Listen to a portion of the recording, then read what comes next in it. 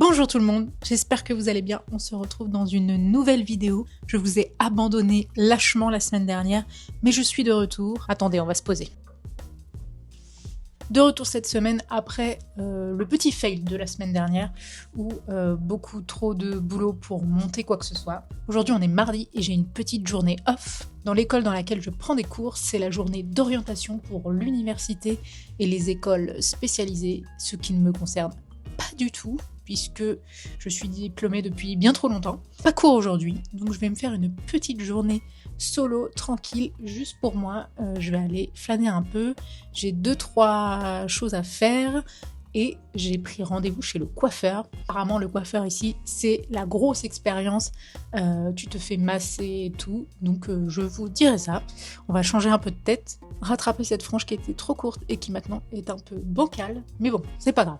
Aujourd'hui, il prévoit un temps caniculaire à Tokyo. Est-ce que vous allez voir? On est à l'envers, c'est pas grave.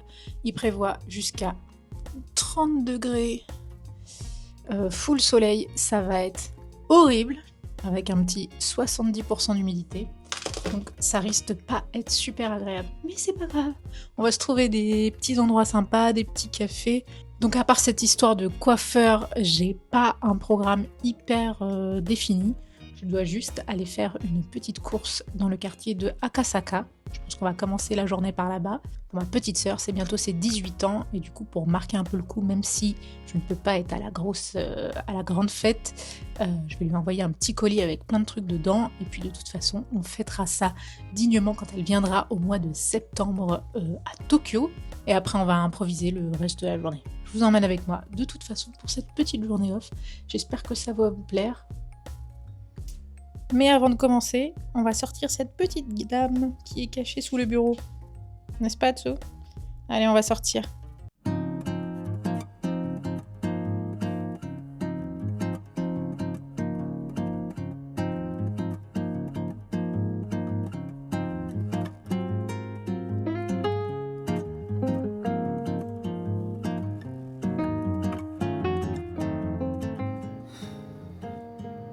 Il fait chaud.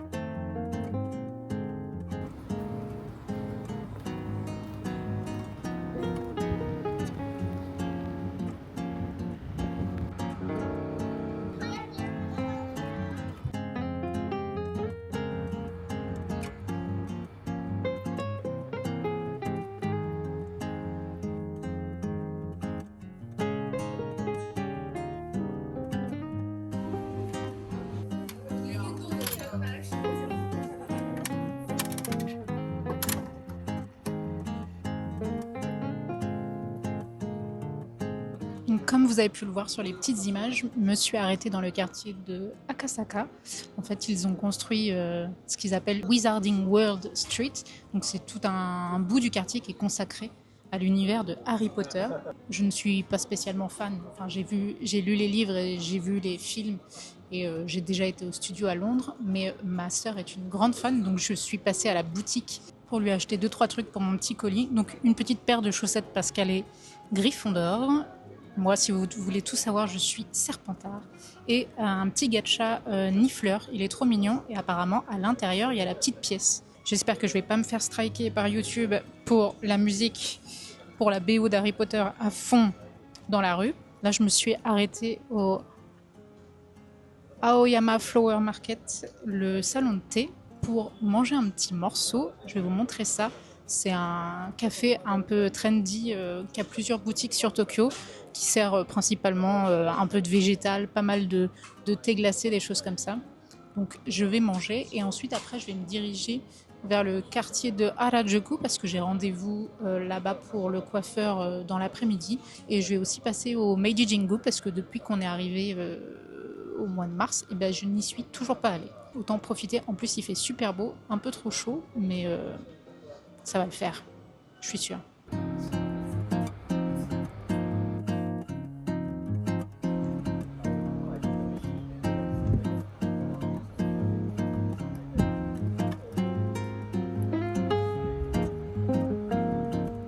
Donc j'ai pris des petits French toast, donc du pain perdu avec une petite crème, du miel et de la cannelle, je vais y arriver. Et j'ai pris un petit thé glacé à l'hibiscus. Je pense que ça va être très très bon.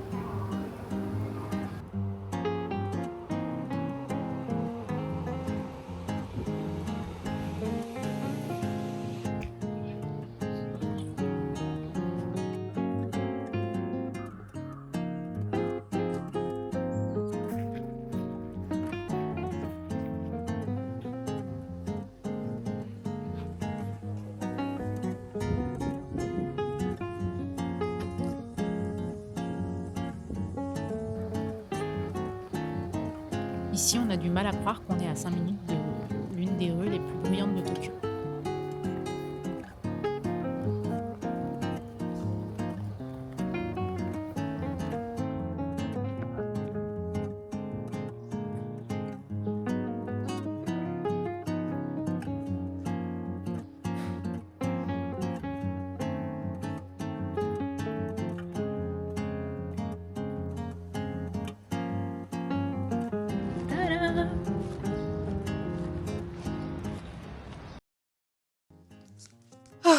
Il fait meilleur ici. Je suis du retour de chez le coiffeur et j'adore. J'ai fait ce qu'on appelle une hime cut avec cette petite frange de mâchoire. Ça va être l'instant un peu futile, je suis désolée. J'étais un peu victime du marketing pour choisir le salon de coiffure, sélectionner le salon qui s'appelle Assort Tokyo. Et en fait, ils font de la sponsorisation à fond sur Instagram. En tout cas, quand on est ici, ils sont tout le temps dans mon onglet Explorer. Donc bon, quand il a fallu choisir un coiffeur, je me suis dit, allez, pourquoi pas, ça a l'air pas mal. Niveau prix, c'est pas beaucoup plus cher qu'un autre. Là, j'ai payé juste pour la coupe, shampoing, coiffage et petit massage du scalp.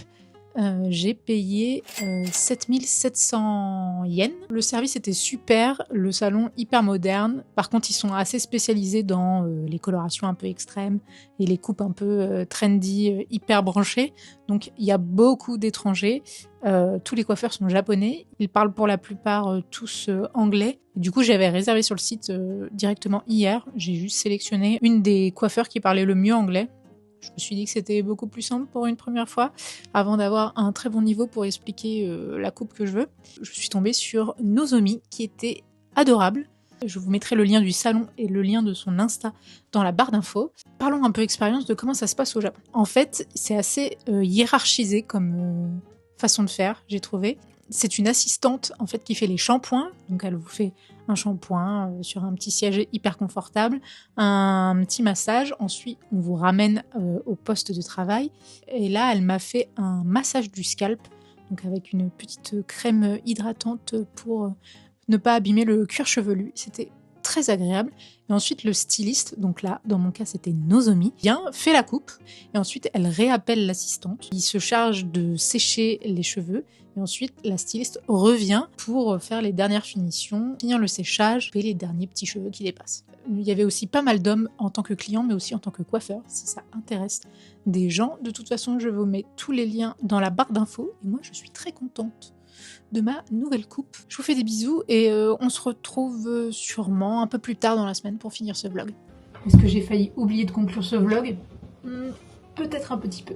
J'espère que vous allez bien. Je vous retrouve quelques jours après les dernières images que vous avez vues. Et ne serait-ce pas le moment de faire un petit pointé pour finir ce vlog. Ça fait un peu plus de 10 ans qu'on voyage au Japon avant d'y vivre. Du coup, au fur et à mesure des années, j'ai mes petites habitudes d'achat, notamment en termes de thé. Et là, je vais vous parler d'un thé qui est assez simple à trouver, puisqu'il se trouve au Meiji Jingu, donc dans le temple principal du quartier de Harajuku. Donc, souvent, quand vous visitez Tokyo pour la première fois, c'est un peu l'incontournable dans le quartier. En fait, le temple est entouré d'un grand parc boisé, et dans ce parc, il y a le musée de l'époque Edo et de l'ère Meiji, donc qui est le début de la révolution industrielle pour le Japon. Et juste à côté de ce musée, il y a une petite boutique. Quand j'y suis allée mardi, la petite dame qui vend le thé n'était pas devant la boutique. Normalement, elle a un petit stand, mais quand elle n'est pas là, je pense qu'ils mettent directement son thé à l'intérieur de la boutique. Et évidemment, je suis repartie avec un paquet. C'est ce qu'on appelle du Kyobensha, donc un thé de montagne ou le thé des paysans. Ça dépend des appellations selon les régions, comme vous pouvez vous douter avec le nom, qui est un peu rustique. Donc ça s'apparente un peu à du thé Hojicha, donc ça reste un thé grillé, sauf que là il n'est pas du tout roulé, traité, c'est juste on cueille les feuilles et on les fait griller. Donc ça donne cet aspect un peu de feuilles entières. Donc là j'ai pris la version bio, j'ai l'impression que c'est une nouveauté de ces dernières années. J'ai pas le souvenir que sur le stand de cette petite dame il y avait du bio avant, mais bon, comme quoi tout change. Et donc je sais pas si vous pouvez voir, mais il y a vraiment des feuilles entières, sinon c'est des gros morceaux de feuilles. Donc c'est un thé qu'on fait beaucoup à la campagne au Japon. Donc c'est un thé qui est pas très cher, très peu astringent, mais qui a vraiment ce goût un peu fumé, un peu grillé, qui est assez unique dans les thés japonais. C'est parfait si vous êtes un peu sensible et que vous voulez boire ça l'après-midi ou le soir. Et ça a aussi le gros avantage d'être un thé qui coûte vraiment pas très cher. Là, pour la version bio, pour 100 grammes, j'ai payé 850 yens. Et la version classique coûte 600 yens, je crois. Donc c'est vraiment un thé à 3-4 euros, pas plus. C'était mon petit tips de cette semaine. J'espère que ce vlog vous aura plu. Le format change un tout petit peu. Ça fait aussi sortir un peu de sa zone de confort, d'être seul face à sa caméra dans les restaurants ou des choses comme ça. Donc c'était un bon exercice. Je vous dis à la semaine prochaine. Je vous fais des bisous et prenez soin de vous.